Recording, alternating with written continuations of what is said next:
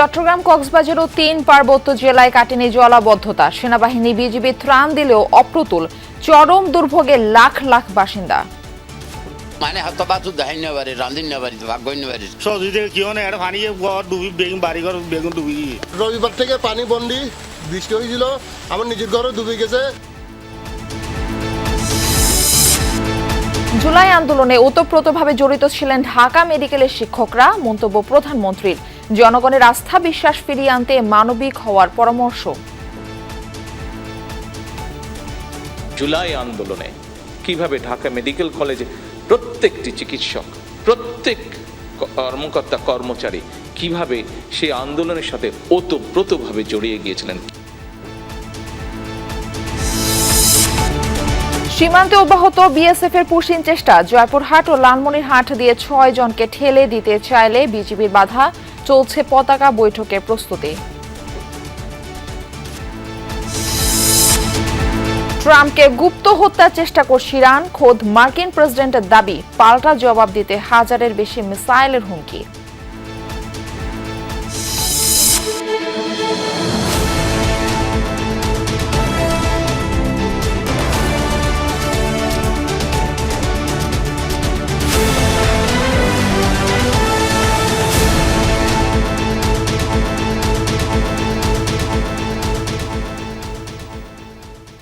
আমন্ত্রণ দুপুরের বাংলাদেশে, আপনাদের সঙ্গে থাকছি আমি মারফি রহমান। এতক্ষণ শিরোনাম দেখছিলেন।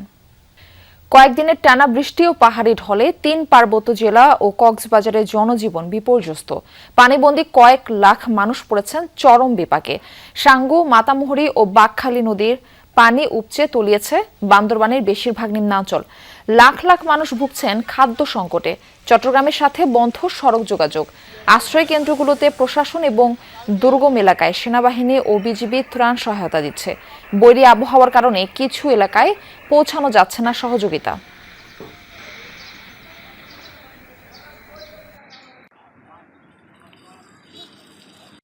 রবিবার থেকে পানি বন্দি, বৃষ্টি হয়েছিল, আমার নিজের ঘরে ডুবে গেছে। সব দিকে যোগাযোগ বিচ্ছিন্ন। আমাদের গাড়ির চাকাও ঘুরে না এবং পেটের চাকাও ঘুরে না। এক সপ্তাহ বাদে আনা হাওয়া সবার বাদে আনার বাইরে নিতে পারে দোয়ান পারে বাড়ি দোয়ান পার। ভারী বর্ষণ কমলেও এখনো জলাবদ্ধ কক্সবাজারের চকরিয়া, পেকুয়া, রামুসহ বিভিন্ন উপজেলার নিম্নাঞ্চল। বৃষ্টি ও পাহাড়ি ঢলে নিম্নজিত বিস্তীর্ণ এলাকা। তবে ধীরে ধীরে পানি নামতে শুরু করেছে। সংকট দেখা দিয়েছে খাবার ও বিশুদ্ধ পানির। চরম দুর্ভোগের দিন কাটাচ্ছেন বাসিন্দারা। প্রশাসনের পক্ষ থেকে ত্রাণ সহায়তা দেয়া হলেও তা প্রয়োজনের তুলনায় অপ্রতুল। পানি তো অনেক ছিল, পানি এক ছিল কেন বহু বাড়িতে পানি হচ্ছে, অনেক বাড়িতে যারা বাড়ি করছে তারা বাড়িতে উঠে নেয়, ছোটো ছোটো যারা এখন সবগুলো পানি কমতে আসে।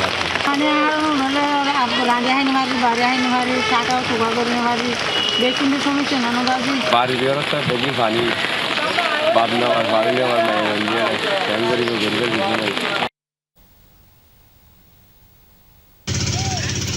রাঙামাটির বাঘাইছড়ি, লংগদু, বড়কল, বিলাইছড়ি সহ নিচু এলাকাগুলো টানা বৃষ্টি আর পাহাড়ি ঢলে এখনো জলাবদ্ধ।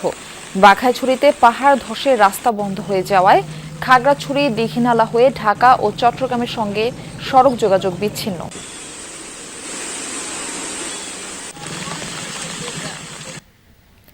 থেমে থেমে বৃষ্টি হলেও ধীরে ধীরে স্বাভাবিক হচ্ছে খাগড়াছড়ির জলমগ্ন এলাকার পরিস্থিতি। নিচু এলাকা থেকে পুরোপুরি নেমে গেছে চেঙ্গি নদী ও আশেপাশের ছড়া খালের পানি। শুরু হয়েছে যান চলাচল। তবে ছোট মেরং ইউনিয়নে এখনো জলমগ্ন হাজারো পরিবার।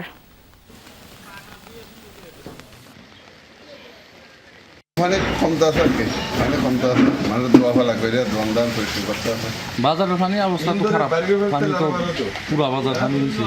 ধীরে ধীরে পানি নামতেছে।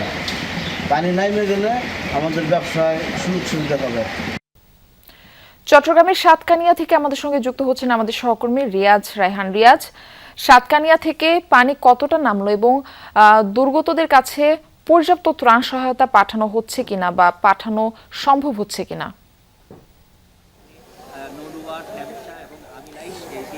মার্ফি, ত্রাণ সহযোগিতা পাঠানো শুরু হয়েছে।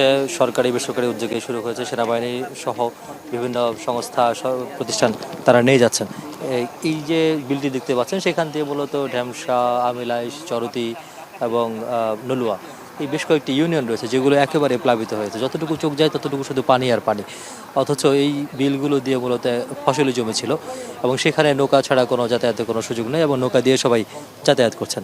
এবং আমরা যতটুকু খবর পেয়েছি যে চারিদিক থেকে মূলত চন্দনাইশ এবং সাতকানিয়ায় যে এলাকাটিতে আমরা রয়েছি সেখানকার পানি গতকালকে তুলনায় কিছুটা কমেছে। এবং আমরা এর আগের সংবাদ যেখানে দেখেছিলাম যেখানে যতটুকু এখন কোমর পানি রয়েছে সেটি গতকালকেও বুক সমান পানি ছিল বলে জানিয়েছেন স্থানীয়রা। তার মানে বোঝা যায় পানি আসলে কমতে শুরু করেছে। যদি বৃষ্টি এখন যদিও নাই, কিছুক্ষণ পর পর থেমে থেমে বৃষ্টিপাত হচ্ছে ঝিরিঝিরি করে, তবে যদি সেটিও বন্ধ হয়ে যায় অর্থাৎ সাঙ্গু নদীর পানি যদি কমতে শুরু করে তাহলে এই যে পানিগুলো রয়েছে সেই পানিগুলো কমে যাবে বা পানিগুলো নেমে যাবে। তবে সমস্যা হচ্ছে এই পানিগুলো ঠিক শেষ হতে একেবারেই যেই সব ঘরবাড়িগুলো ডুবে গিয়েছে পানিতে সেগুলো ঘরবাড়ি থেকে পানিগুলো একেবারে নেমে যদি কত সময় লাগবে সেটি বলাটা খুব মুশকিল, কারণ পানি কখনো বাড়ে কখনো কমে। তবে ধারণা করা হচ্ছে যেহেতু আবহাওয়া অফিস বলেছে বা আবহাওয়া অফিসের পূর্বাভাস অনুযায়ী আজকের পরে কিছুটা কমতে পারে বা কিছুটা বন্ধ হতে পারে, এই যে বৃষ্টি বলয় সেটিও শেষ হতে পারে। যদি তাই হয় তাহলে এইখানকার মানুষের যে দুর্ভোগ, লাখ লাখ মানুষ যে পানিবন্দী রয়েছে তাদের হয়তো অবস্থার উন্নতি ঘটবে এবং তারপর যে বন্যা পরবর্তী যে সংকটগুলো সেগুলো আসলে বড় চ্যালেঞ্জ। এখন তারা বলছেন যে সেই চ্যালেঞ্জ মোকাবেলায় প্রশাসনের পক্ষ থেকে যথাযথ উদ্যোগ এখনই নেওয়া উচিত।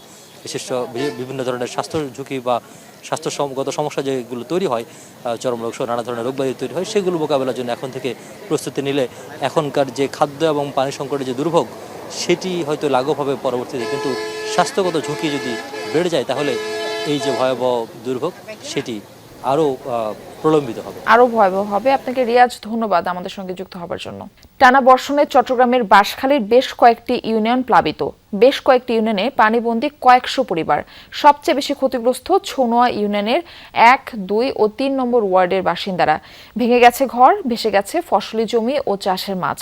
তবে গতকাল রাত থেকে ভারী বৃষ্টিপাত না হওয়ায় এই উপজেলার বেশ কিছু ইউনিয়ন থেকে পানি নামতে শুরু করেছে। দৃশ্যমান হচ্ছে ক্ষয়ক্ষতির চিহ্ন। পরিস্থিতি মোকাবেলায় স্থানীয় প্রশাসনের সাথে মাঠে তৎপর সেনাবাহিনী। প্রচুর পরিমাণ পানি হয়ে গেছে। পানির বৃদ্ধির ফলে আমার চারিদিকে যখন পানি ঢুকে গেছে ঘরের মধ্যে, তারপরে দেওয়ালটুকু পড়ে গেছে। সব পানি বহুত রক্ষা করতে চাইলাম, লাইন নেওয়া পারি দেওয়াল সবার ভাঙি, ঘর দুয়ার ভাঙি, সত্যি থাকা গিয়ে এখন আর বাইরে নিতে পারি, এখন কেউ সরাবেলা করে নিতে পারি, কিছু করে নিতে পারি।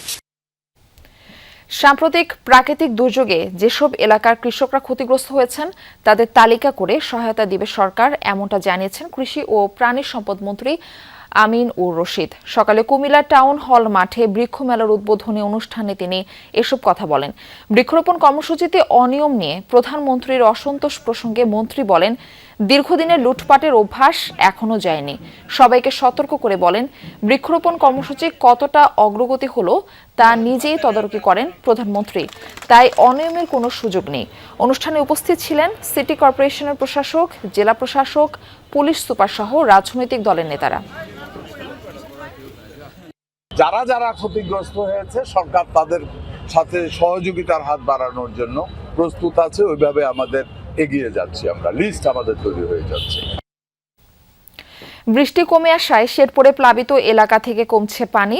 বিপদ সীমার নিচ দিয়ে প্রভাবিত হচ্ছে মহার্ষি, ভোগাই, সমেশ্বরী ও চিল্লাখালী নদীর পানি। ধীরে ধীরে পানি কমতে থাকায় স্পষ্ট হচ্ছে ক্ষতচিহ্ন। শেরপুর নালিতাবাড়ির গোল্লারপাড় এলাকায় ক্ষতিগ্রস্ত প্রায় 50 মিটার সড়ক, এতে ব্যাহত হচ্ছে যান চলাচল। নদী তীরবর্তী এলাকায় নষ্ট হয়েছে জমির ফসল।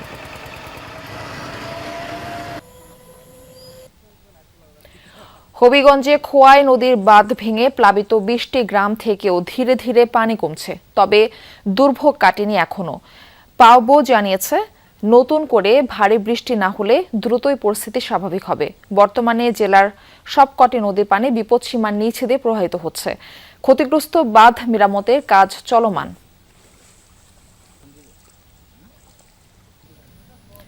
মৌলভীবাজারে কমেছে নদ নদীর পানি। শহরের চাঁদনীঘাট পয়েন্ট ছাড়াও সব নদ নদীর পানি বিপদসীমার নিচ দিয়ে প্রবাহিত হচ্ছে। রাজনগর উপজেলার মনু নদের বাঁধ ভেঙে লোকালয়ে প্রবেশ করা পানি উজান থেকে নেমে হাওড়া অঞ্চলের দিকে যাচ্ছে।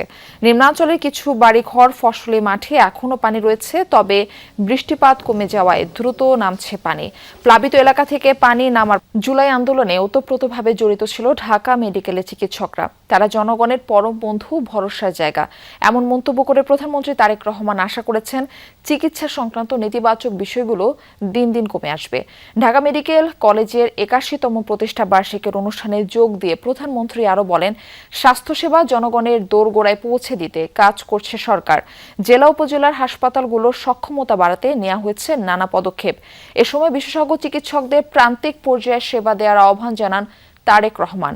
এর আগে সকালে ডিএমসি ডে ও বৃক্ষরোপণ কর্মসূচির উদ্বোধন করেন প্রধানমন্ত্রী। অনুষ্ঠানে প্রধানমন্ত্রীর সঙ্গে উপস্থিত আছেন তার স্ত্রী ডাক্তার জুবাইদা রহমান, যিনি ঢাকা মেডিকেল কলেজের প্রাক্তন শিক্ষার্থী। এ সময় স্বাস্থ্য শিক্ষা অধিদপ্তরের ২০ হোস্টেল প্রকল্পের আওতায় নির্মিতব্য ২টি ছাত্রী হোস্টেলের ভিত্তিপ্রস্তর স্থাপন করেন প্রধানমন্ত্রী। পরে শহীদ ডাক্তার মিলন অডিটোরিয়াম সংলগ্ন লনে বৃক্ষরোপণ করেন তিনি। এই হসপিটালের পাশে আমরা যে কোনো একটা ব্যাকআপ থাকবে। স্বৈরাচার বিরোধী আন্দোলন, সেই আন্দোলনকে সফল করার জন্য ঢাকা মেডিকেল কিভাবে ইতিহাসের সাক্ষী হয়ে আছে। এবং সবশেষে আমরা দেখেছি 2024 সালের 5ই আগস্ট অর্থাৎ জুলাই আন্দোলনে কিভাবে ঢাকা মেডিকেল কলেজে প্রত্যেকটি চিকিৎসক, প্রত্যেক কর্মকর্তা কর্মচারী কিভাবে সেই আন্দোলনের সাথে ওতপ্রোতভাবে জড়িয়ে গিয়েছিলেন, কিভাবে সেদিন আহত শহীদ মানুষগুলোর পাশে তারা দাঁড়িয়েছিলেন, চিকিৎসা দিয়েছিলেন। সীমান্ত এলাকা দিয়ে অব্যাহত রয়েছে বিএসএফ এর পুশিং চেষ্টা। জয়পুরহাট ও লালমনিরহাট সীমান্ত দিয়ে আজও 6 জনকে ঠেলে দেওয়ার চেষ্টা করেছে ভারতীয় সীমান্তরক্ষী বাহিনী, তবে বিজিবি ও স্থানীয়দের বাধার মুখে সেই চেষ্টা ব্যর্থ হয়। ভোরে জয়পুরহাট সদর উপজেলার পশ্চিম রামকৃষ্ণপুর এলাকা দিয়ে এক বৃদ্ধসহ 2 নারীকে এপারে পাঠানোর চেষ্টা করে বিএসএফ। বিজিবি জানায়, সীমান্তের আলো নিভিয়ে ওই 3 জনকে জোরপূর্বক বাংলাদেশে ঠেলে দেওয়ার চেষ্টা করা হয়। বিষয়টি টের পেয়ে স্থানীয়দের সাথে নিয়ে সেই চেষ্টা প্রতিহত করে বিজিবি। এই বিষয়ে 2 বাহিনীর মধ্যে পতাকা বৈঠকের প্রস্তুতি চলছে।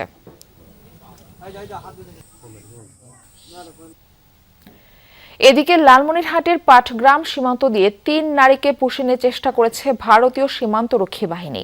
বিজিবি জানায়, ভোরে ভারতের খড়খড়িয়া ক্যাম্পের বিএসএফ সদস্যরা গেট খুলে 3 নারীকে এপারে ঠেলে দেওয়ার চেষ্টা করে। টের পেয়ে তাদের প্রতিহত করে বিজিবি টহল দল। বর্তমানে তারা ভারতের 150 গজ অভ্যন্তরে অবস্থান করছে। ডোনাল্ড ট্রাম্পকে হত্যার ষড়যন্ত্র করছে ইরান, এমন দাবি স্বয়ং মার্কিন প্রেসিডেন্টের। তবে তাকে হত্যার চেষ্টা করলে ইরানের নজিরবিহীন বোমা হামলার আগাম নির্দেশ দেওয়া হয়েছে। তাক করে রাখা হয়েছে 1000-এরও বেশি মিসাইল, এমন হুমকি দিয়েছেন ট্রাম্প। প্রায় সপ্তাহ জুড়ে ইরানের প্রয়াত সর্বোচ্চ নেতা আয়াতুল্লাহ আলী খামেনির শেষ বিদায়ের যাত্রায় মানুষের যে ঢল নেমেছিল, সেখানে অনেকের হাতেই দেখা গেছে ডোনাল্ড ট্রাম্প বিরোধী ব্যানার। প্রতিশোধের স্লোগান ছিল কণ্ঠে। মার্কিন প্রেসিডেন্টকে সরাসরি হত্যার হুমকিও দিয়েছেন অনেকে। এমন সময় ট্রুথ সোশ্যালে দেয়া এক পোস্টে মার্কিন প্রেসিডেন্ট দাবি করেন তাকে গুপ্ত হত্যার চেষ্টা করছে ইরান। 2020 সালে ইরানের শীর্ষ সামরিক কর্মকর্তা কাসেম সোলাইমানি নিহত হওয়ার পর থেকেই তাকে হত্যার ষড়যন্ত্র করে আসছে তেহরান, এমন দাবিও করেন তিনি। প্রাণনাশের হুমকির জেরে ট্রাম্প বলেন তাকে হত্যা করে ছাড় পাবে না তেহরান। জানান, এমন কিছু হলে তেহরানকে বোমা হামলায় উড়িয়ে দেওয়ার আগাম নির্দেশ দিয়ে রেখেছেন তিনি। বারবার ট্রাম্পের এমন হুমকি ধামকির পোস্ট দেখে নেটিজেনদের অনেকেরই জিজ্ঞাসা, তবে কি ভয় পেয়ে গেছেন বিশ্বের অন্যতম পরাশক্তি যুক্তরাষ্ট্রের প্রেসিডেন্ট? আয়েশা রেজওয়ানা, যমুনা নিউজ। এই ছিল দুপুরের বাংলাদেশে, আর এতক্ষণ সাথে থাকার জন্য সবাইকে ধন্যবাদ।